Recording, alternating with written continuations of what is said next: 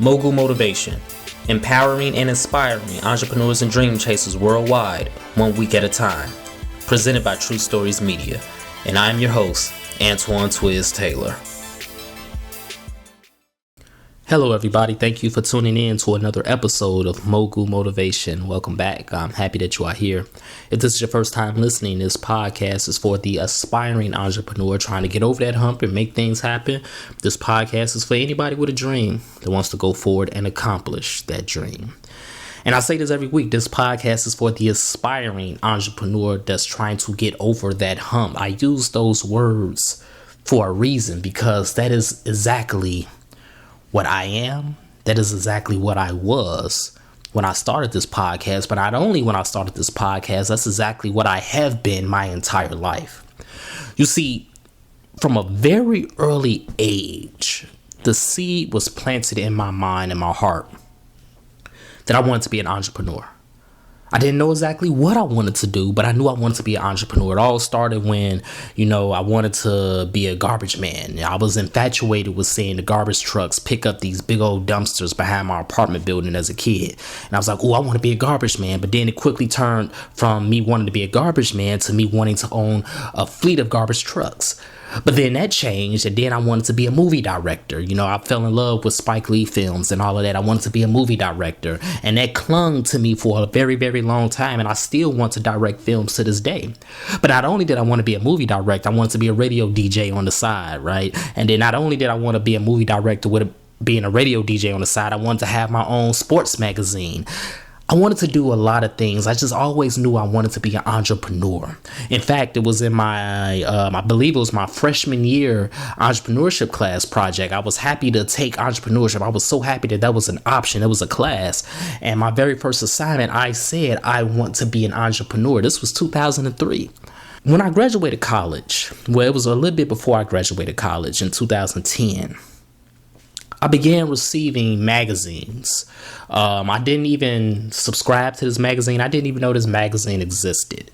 But I started receiving a free trial for this magazine. It was Black Enterprise. The founder is also a member of my fraternity. He's a Q. He's the bruz. Rest in peace in Omega chapter, Earl Graves Sr., who was the founder and publisher of Black Enterprise. And I began receiving this free trial, and I was like, oh, wow, this is cool. You got black people that are entrepreneurs. You got black people that are millionaires. You got black people that own businesses in all types of industries. I had never seen this before. And imagery is important. And I truly believe that even though I wanted to be an entrepreneur, I knew that from an early age. It wasn't until I started receiving that free trial from Black Enterprise that I'm like, oh, I can really do this. Because imagery is important. You can't be something that you haven't seen. And up until that point, I haven't really seen black entrepreneurs in different industries. I had only seen black entrepreneurs in sports. I had only seen black entrepreneurs in music. And I only seen black entrepreneurs in movies. Hollywood, that was it.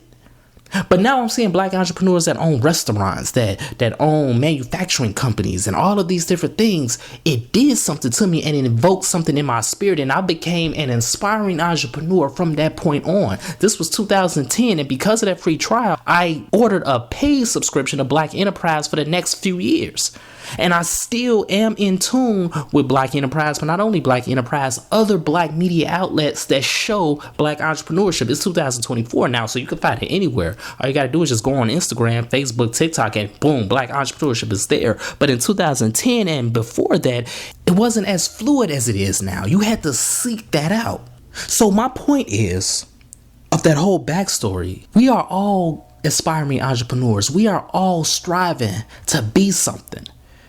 And we have to subscribe to the belief and the hope that it is possible and that it is real. Understand something. What you are doing, nobody has ever done before exactly how you are doing it. No one has ever walked your journey exactly how you are walking it. So you have to understand that you are the image that is necessary for somebody else coming behind you. It's bigger than you. Yes, it's still about your dreams. Yes, it's still about you becoming successful. Yes, it's still about you blessing your family and your loved ones and your circle. Yes, it's still about you changing your community. That's a fact, but it's bigger than that. It's all about you becoming that image so that somebody who is aspiring at level 1 can see that it can be done, so they can subscribe to everything that you are doing. Of course, their journey is still going to be different, but it's all subscription based. That's why we can't quit. That's one of the many reasons why we can't quit. You can't quit because you can't give up on your aspirations and that dream and that seed that was planted in your mind and your heart many years ago. You owe it to your younger self. You owe it to your childhood self, and you owe it to your family to keep going. But it's not only that, you owe it to somebody else. Because of the vision of Earl Graves Sr., and because of his tenacity, his perseverance, that uplifted me decades later. And he didn't even know it. I never met Earl Graves. Yes, like I said, we're in the same fraternity. He's a Q, I'm a Q, but I never met him. But he blessed me with his vision and his dream. And it helped materialize my dream into something bigger than I could imagine. And here I am 15 years later, still aspiring, still climbing over humps, and still going forward, because I know not only do I owe it to that childhood self that wanted to own a fleet of garbage trucks, but I owe it to somebody else that I don't even know that's going to be watching me on Instagram, on Facebook, or on TV like, man, he's doing exactly what I want to do. I know it's possible now, because imagery is important. There's an old episode of Mogul Motivation titled that. Look it up in the archives. This is pretty much like a part 2 to that.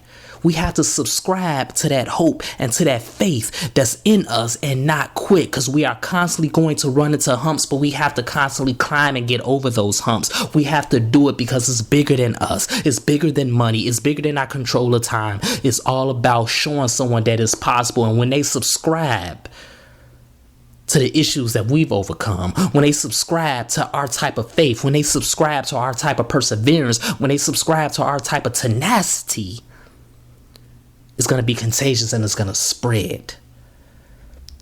So that's my message this week, everybody. Let's continue to work. Let's continue to imagine reality. Because of that free trial, I paid for a subscription to Black Enterprise.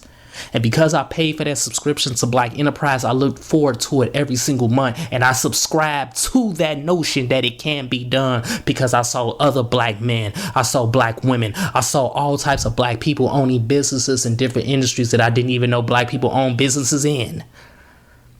So whatever your business is, you have to keep going. Whatever your career is, you have to keep going. You have to continue to strive and aspire higher.